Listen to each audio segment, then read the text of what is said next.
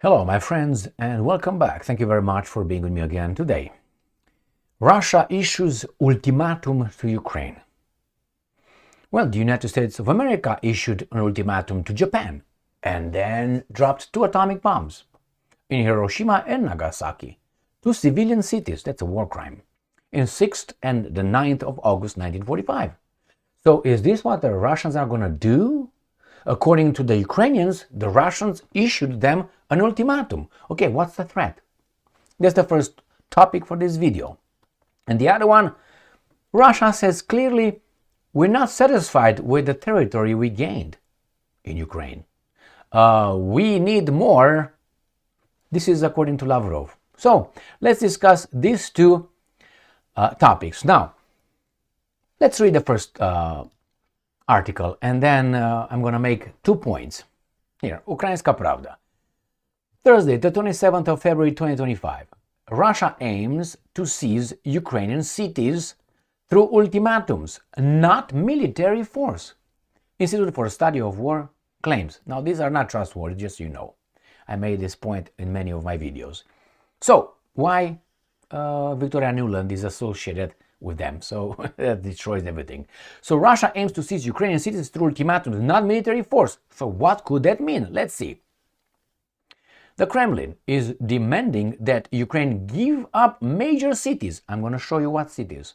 Like Zaporozhye, Kherson, Kramatorsk, through political pressure and negotiations, since it is unable, according to these guys, to capture them through military means. You got it? Zaporozhye, 706,000 people, Kherson, 275,000 people, and Kramatorsk, 147,000 people remain under Ukrainian control.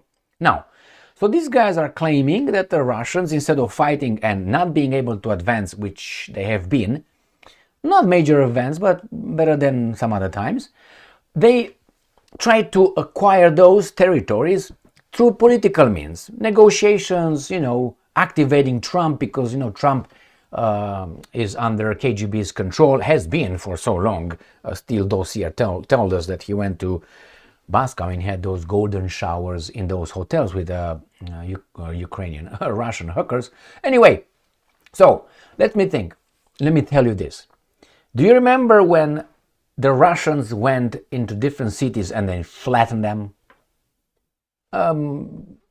Bakhmut, remember? Avdiivka, Soledar. Now, next one is going to be Pokrovsk. And what did the media say? The Russians flattened them, they destroyed them. Okay, question. Why? Now, you say, well, because the Russians invaded. Okay, let's put it. The Russians invaded. The Russians invaded Ukraine, the Germans invaded France. When the Germans went towards Paris, Paris declared itself an open city. Therefore, they say, we're not going to fight. So you don't destroy it. You don't flatten it. So that's why if you go to Paris right now, you see everything intact. Because the Parisians said, we open the city to the Germans, ein Mann, ein Wort, said, okay, we're not going to destroy it. And they didn't. I know now the guys in charge of us tell us that before they retreated,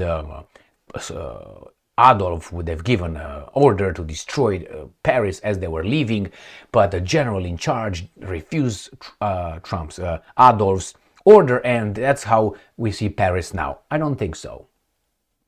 Anyway, I don't have any evidence to support that claim. But these guys, they're always telling us what to think and who to hate and who to love. So here you have, but the Russians invaded, bad as the Germans, right?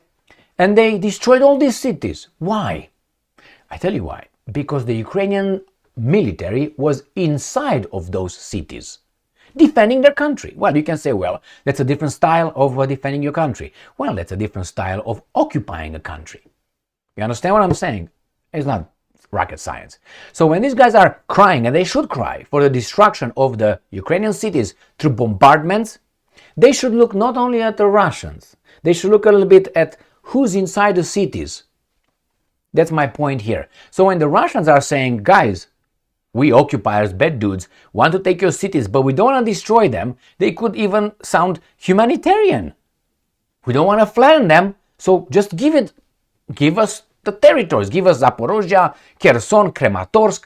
So I know, but it doesn't change the idea that the Russians are invaders, but you have control how those cities would look after their invasion.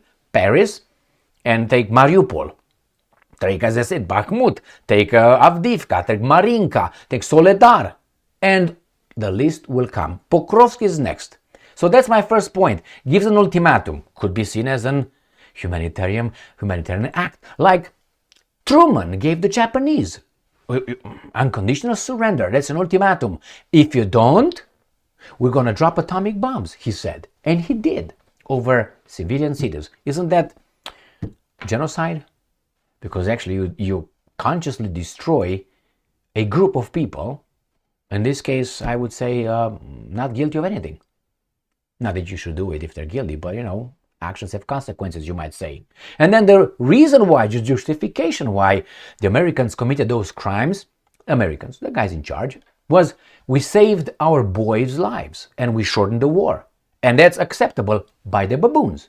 Forgetting that through a mass murder, genocide, they shortened the war and saved our boys' lives. Well, if that's valid still, then can everybody else use the same argument? Or you can do that only when you are reacting, like in self-defense, that specific country that starts with an I and in the Middle East, and it's not Iraq or Iran. By elimination, you figure out who I'm talking about. In self-defense, you cannot commit war crimes. You cannot,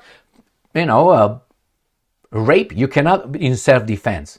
So the same here. In self-defense, you can't flatten cities. Remember, the Americans said, we're going to start with, they didn't say it, but they said we're going to bomb one after another the Japanese cities until you surrender unconditionally. It can be dry. I don't need it wet. So that's why I'm talking about. So they start with Hiroshima, Nagasaki. Next one, I think it would have been Yokohama. And then maybe Tokyo, and then Sapporo, and then who knows what. Remember? So what is that? So who's the criminal here? But the Russian says, we're not going to do even that.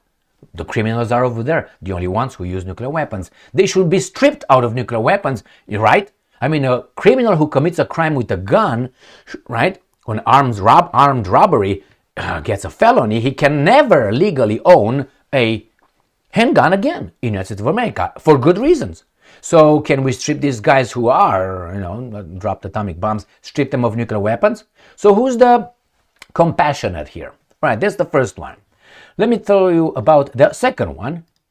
Again, this is from New Voice of Ukraine. Russia demands major Ukrainian cities while failing to capture them. Well, it's not over yet. Remember Sylvester Stallone in the first Rambo movie? When he's at the end and he hits that, he's in the police station and he's upset and he shoots everything over there. Remember when he does that? And then his colonel shows up. John. It's over. And then he breaks down and Stallone, it's not over! It's not over! The same. The war is not over yet. Right there. So, failing to capture. The movie is not over. Since when you say the movie is over? So that's the first point here. So let's see those. Just go over the Zaporozhye and what was it? Dnipropetrovsk, was it? Right, let's see. Right, let's go over the map. So I'm just going to Zaporozhye and Kherson for good reason. So let's go over this beautiful map coming from the Ruskies. And here it is. So Zaporozhye is going to be right here. Right here. This is Zaporozhye. So they conquer all this. And then they said Kherson is in the south in here. I thought there's going to be Kharkov. I thought it was going to be right here. Kharkiv, I think they would. But the Russians, or let's put Mr. What's his name? Dmitry Medvedev, he said, well, this is how much we should come. Right here. This is it. Down Kiev, which is ours, he says, we're going to go here to Odessa. Maybe the baboons will get back this, which I'm talking about these imbeciles here. So, okay, so that's how much they want, all this. So from north to south, klum, klum, klum, klum, klum. All this should be Russian, according to Medvedev. So they, being quote-unquote nice with Kherson and Zaporozhye, I think it's a bargain over there. All right, let's go to the next one. Ukrainska Pravda. Russian Foreign Minister Sergei Lavrov. Russia will not agree to cease hostilities in Ukraine along current front line. That means, нет, что казалось, we're not going to stop here. BS. I think they want second option, klapacapa, right there. This is klapacapa option, bika boko. All right, so let's see what this guy is saying. Obviously, bad dude. Russia refuses to cease hostilities along the current front lines, said Russian Foreign Minister Sergei Lavrov, citing the Russian Constitution, which was illegally amended in 2022 to include several partially occupied Ukrainian oblasts. Sorry, he says Lavrov, some say, well, fine. There were ideas. Let's keep the line of contact. This is Russian and this is Ukrainian. First of all, that will not happen. We have a constitution. Quote from Lavrov. No one is asking us about this. This approach, which is being imposed by the Europeans, primarily French as well as British, is aimed at what I just mentioned, to further escalate the conflict, to block any attempts to calm it down. Such simple mechanical tricks as troops deployment will not work. We need to talk about the root causes. So he says, you talk about peacekeeping forces, NATO peacekeeping forces, that was the root cause of our unprovoked, undefensible, unjustifiable attack on Ukraine. Remember? So now we just invite you over there legally to be peacekeeping after your attempt to take care of all of us over there in Moscow? Niet. Niet means no. All right. In case you don't know.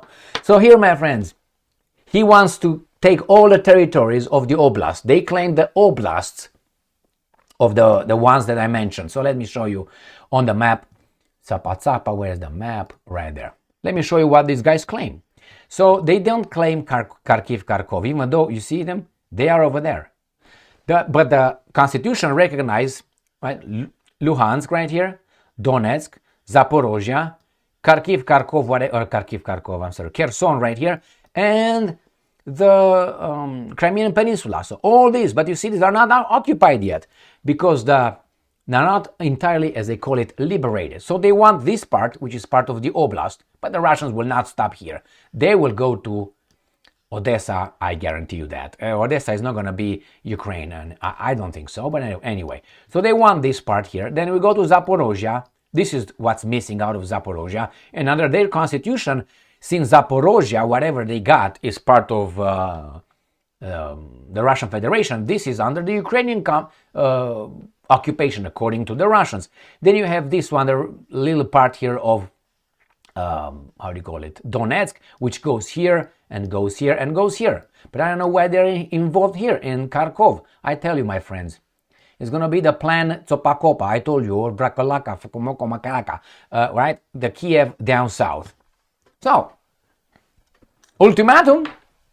Otherwise, we continue war. They try to negotiate by bringing up as much muscle as they can in the conversation. And the Russians will not stop. You woke up a Russian from being on top of his woman to go outside to smack someone on the porch, making a little bit of, playing ping pong on my porch. You get me out of my bed, I'm going to go and smack you around, and I make sure you never come back close to my freaking property, not on my porch, freaking property. So I don't think the Russians will go halfway and say, okay, now let's bring the NATO troops that we fought against in Ukraine as peacekeeping troops. No, hey, you want Zaporozhye being okay? Well, let's talk about it. We can just go over there and fuck you up. Which one you prefer? Copy the Americans, the good guys, and drop a few and save our boys' lives and shorten the war? Or are you going to give it to us? Or maybe Kherson. How about that? Now, I don't promote any of this because I don't give a shit about who's got what. All I want is peace, but I can't help noticing the interest who have people dying in Ukraine, Ukrainians and many others, Russians and so on. I hate that. Because I understand who's behind this, and those guys are checking their money, their bank accounts, and the stock market. That's what they do. I hate that. The three pillars of profiteering in Ukraine war, which is everywhere, is the banking system, is the first one. Because without the banking system, these guys cannot produce. The second one is producing manufacturing companies, military weapons. And the third one is the energy industry. Gas, oil, coal, rare earth minerals. These are the guys. And then big pharma and these guys are, all right, they come after them. You know, put up, like, should I say it or should I not say it? I'll say it. It was Napoleon, or was it, you can say I'm an imbecile. Well, you can say whatever you want, but I know the quote. And I can't remember if it was, I know they both say it, Napoleon Bonaparte and Abraham Lincoln, the former US president. There was, okay? Now, these two guys, one of them, I think it was Abraham Lincoln who said, if I continue the war, I have ahead of me the Confederate bullets, but if I try to turn back, I have the interests. And then it was Napoleon, I think, who said, everywhere we go, our military are a grande armée, le grand armée, les enfants, let's go. So this was Napoleon said, wherever we go, after us, they come. You know, the same guys Abraham Lincoln was talking about, he's got these guys behind him and those guys in front of him. What should I do? So Napoleon said the same thing. When I go, I see these guys plundering. The same guys. You know who those guys are? I got something on here. All right. So the Russians will not just do it halfway. Thank you very much for being with me again today. Stay strong, stay smart, look for the truth, and be just.